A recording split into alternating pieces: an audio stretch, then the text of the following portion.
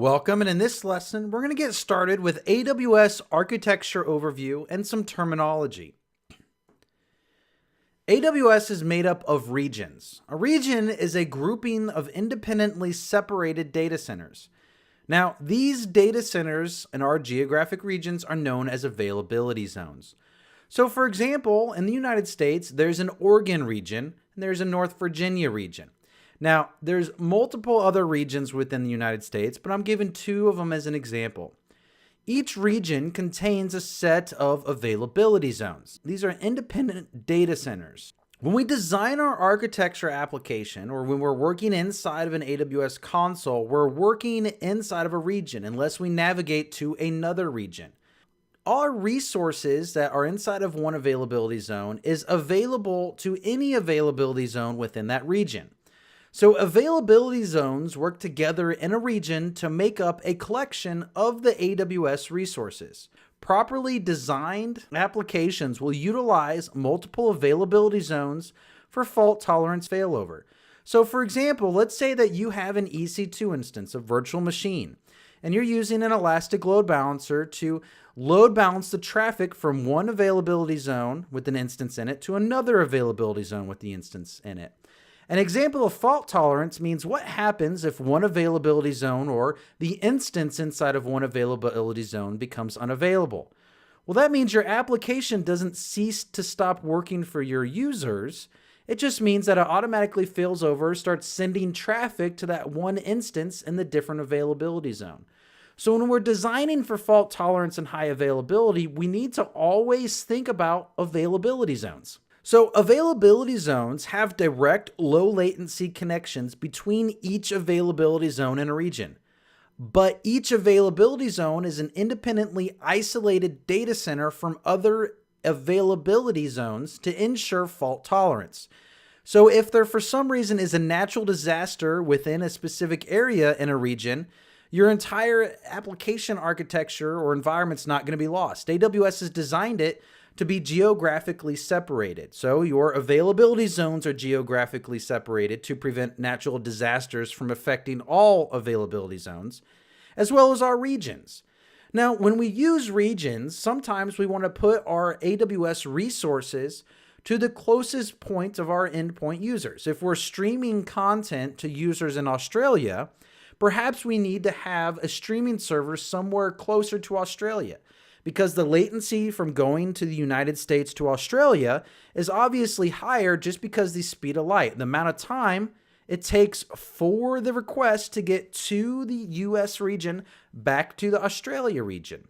So availability of regions allow the architect to design applications to conform to specific laws and regulations for specific parts in the world. For example, if you have a law in Europe that says all data for specific health records must go to data centers and servers that live within the Europe region, then we can design all of that traffic to stay within the Europe region by using Route 53 and geographic-based routing, all of which we will learn in this course. So when viewing a region in the console, you'll only view resources in that specific region, or one region at a time, but they will be available across all availability zones within that region. Now, there's a few key concepts such as eventual consistency that we'll learn about as we go throughout this course that really kind of affect the design and how we use Amazon Web Services and the availability zones. Some AWS services work globally, which means they're not region specific. For example, IAM users created work across regions. If you create an IAM user to have access to a specific account, then you won't have to create a user for each region. In fact, IAM allows us to grant access for that user maybe only to a specific region. You can say that this user has access only to the North Virginia region, also known as US East 1, which is usually the default region for new AWS accounts, and is also called the US Standard region. So what is an edge location? Well, an edge location is not a resource in which we fire up Amazon Web Services resources in. For example, you're not going to launch an EC2 instance within an AWS data center. You're not going to store S3 objects within a data center. You're not going to have a database inside of an edge data center. However, an edge location is an AWS data center that is used to deliver content to other parts of the world. So those parts of the world may not have an AWS region within it. So how can AWS allow us to deliver our content quickly, highly available, and fault tolerant? So an example of this would be using a service called CloudFront. CloudFront is a CDN or content delivery network. So what happens is CloudFront will use edge locations to serve data. So let's say that we have an edge location in India, but we don't have a region for AWS currently inside of India.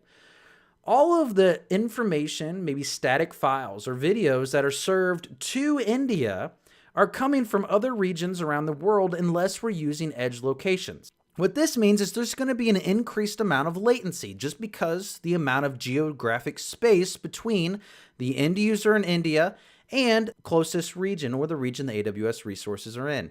So how can we serve that traffic through a data center that's closer to that end user? And what happens if you have another end user over in China and another end user over in Europe and another end user over in Australia? Well, that's where an edge location comes in. An edge location, when used with CloudFront, will allow the storing or caching of static files. So what happens is a cache, which we'll talk about in CloudFront, is stored in an edge location. When a user makes a request for that static file through CloudFront, what will happen is AWS will determine the closest edge location of that user, and it will connect to that edge location, thus reducing the amount of geographic distance between our end user and our AWS resources, which speeds up delivery of our resources for our end users. So what is scalability? Scalability is the ability for a system to expand and contract according to workload demands. So in other words, let's say I have a web server that serves a popular web application. And for some reason, this web application went viral. My high availability system that I designed as a solutions architect needs to have the ability to expand its resources to handle that unexpected workload. I also want to decrease the use of those resources when that workload or that demand no longer exists. Well, if we look at traditional IT data centers, ones that are not based in the cloud, for example, Amazon Web Services is based in the cloud. When traditional IT data centers or companies, when building and hosting their own application servers, they would need to purchase hardware based off of the peak expected demand. Well, this gets very expensive. If your peak expected demand is for 5% of the time, where the other 95% of the time you're using 10% of the resources you would for that 5% of the time, then you're spending hundreds of thousands of dollars to purchase for that peak expected demand, and you're not going to use those resources but 5% of the time. That is an extreme waste of resources. So scalability allows us to scale up to handle that demand, pay for only what we need. That's the concept of Amazon Web Services. Design it so that you're only paying for the bare minimum that you need. Then scale it down.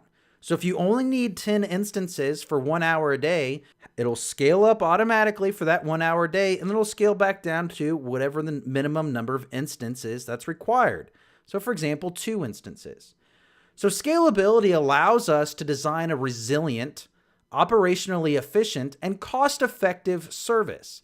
So as our user base grows, as our service uses more resources, our cost should cost less.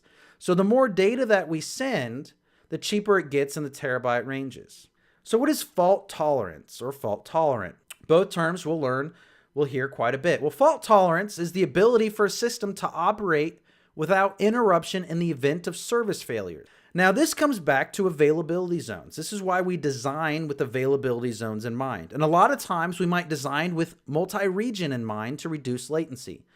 But availability zones allow us to offer a highly available fault-tolerant environment. So if one of your EC2 instances inside of one availability zone becomes unavailable, or one availability zone has a natural disaster and goes offline, or AWS has issues temporarily inside of one availability zone, your application can't stop working because of an AWS issue, or because of a natural disaster, or because of a specific instance breaking. So when we design for fault tolerance, that means regardless of one availability zone or one part of our application that gets destroyed, our application will be able to either self-heal or continue operating because we've built it in a fault-tolerant way. So for example, Netflix uses a tool called Chaos Monkey.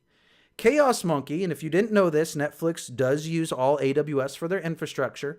Chaos Monkey goes through and randomly terminates AWS resources that make up their AWS environment. A fault-tolerant environment will not be affected by that tool, which means it can terminate random resources, and unless it terminates all of them, it won't have a service interruption. That's considered fault tolerance. As a solutions architect, our key goals are to design for scalability, be able to scale up to meet any required demand and scale back down when we no longer have that demand. And then the other one is fault tolerance. Design it so our application is immune to issues. It's immune to a server breaking. It's immune to an instance going down. It's immune to natural disaster. Now, because AWS does give us the ability to easily do this, it does not mean that we don't need to think about failure. In fact, the best way to design highly available fault-tolerant applications is to always design for failure. Think about where this application can fail. What is a single point of failure? Single points of failure should always be eliminated. So if you design with failure in mind and you use AWS, you're never going to have those failures. Elasticity also applies to that scalability. We want to be able to scale up and scale down. So the term for that, we use the term scalability, elasticity interchangeably. So scalability is the ability to scale out our resources to handle any load of demand. Well, elasticity is the ability for our resources to scale out and scale down. So it's the fundamental property of our cloud. It's the ability for an infrastructure to adapt up and down automatically to a given workload. Again, increase our workload to handle demand, pay for only what we need. Then decrease our workload when we're no longer need it and don't pay for it. Some of our core features that use elasticity that we need to think about when designing applications. Now, there are some AWS applications that we don't have to design for. Amazon S3 is automatically highly available and fault tolerant, but Amazon Elastic Compute Cloud is not. So we need to think about, and some of the tools we will use are Amazon EC2, an Amazon Machine Image, the relational database service. Always use multi-availability zone, which again, these are all things we're going to spend a lot of time on in this course. Route 53, auto scaling, and something called bootstrapping. Now, types of scaling come down to proactive cycle scaling, which means scale out based off of known peak periods. If I know that every single day my application's peak demand is between 5 p.m. and 6 p.m., then I can set up proactive scaling so I fire up new EC2 instances or new AWS resources in order to handle that load only from 5 p.m. and then scale them down at 6 p.m. Proactive event-based scaling means if I am anticipating a massive event or a promotion or something going viral on my application, then I'm going to scale out those resources in anticipation of that increased demand. And auto scaling based off of demand means that we can scale based off of metrics such as CPU utilization and network utilization. This is considered horizontal scaling versus vertical scaling. Now, one thing that we need to think about when we look at our types of auto scaling, we will cover this several times within the course. Auto scaling based off demand does allow our application to adapt to an increase in demand. However, it does take several minutes for our auto scaling application to recognize the increase in our metrics. It does take a couple minutes for new EC2 instance to register and become part of your application. So when we look at auto scaling based off of demand, we look at auto scaling as it will adjust to your demand slowly. It will take a couple minutes. That's why if we know there is an anticipated event, such as proactive event-based scaling, it's important to consider that maybe we need to fire up additional instances ahead of time. But auto scaling based off demand does allow our application to adapt quickly. If we say that when our web server instances are idling at 60% usage, then we need to add another EC2 instance to help ease the load. That is auto scaling. And it all comes down to how we design this properly as architects. If we want to be sure we can handle any load, no matter how long it takes to register an instance, then we will reduce our tolerance level for a high CPU utilization or network output or free memory or disk space, whatever metric that we're using. So let's talk a little bit about AWS services. AWS services are available and grouped together by type of service. In this certification, or the CSA Certified Solutions Architect, not all AWS services are required in order to prepare for this course. In fact, we're only going to focus on services that are specifically covered by the certification. There are a lot of AWS services. A lot of them are for developers. And one thing that we need to know is there are 3 AWS associate level certifications. Each certification takes a look sometimes at the same services, but differently. For example, the developer course will look at Amazon S3, but it will look at it from a development perspective, using it as a developer. SysOps administrator will look at EC2, but it will look at it from a performance perspective and bottleneck and networking perspective. So AWS services are grouped in the following categories: compute and networking, storage and content delivery, database services, analytics, app services, deployment services, and management services. A properly architected application will make use of multiple AWS services. A properly architected application will focus on automation, fault tolerance, disaster recovery, and high availability should always be the focus of any architected AWS application. And high availability will almost always require the use of multiple AWS services. So that concludes it for this lesson. In our next lesson, we're going to take a look at services that are required for this exam as they relate to each one of these categories. Next is compute and networking. Go ahead and complete this lesson and move on.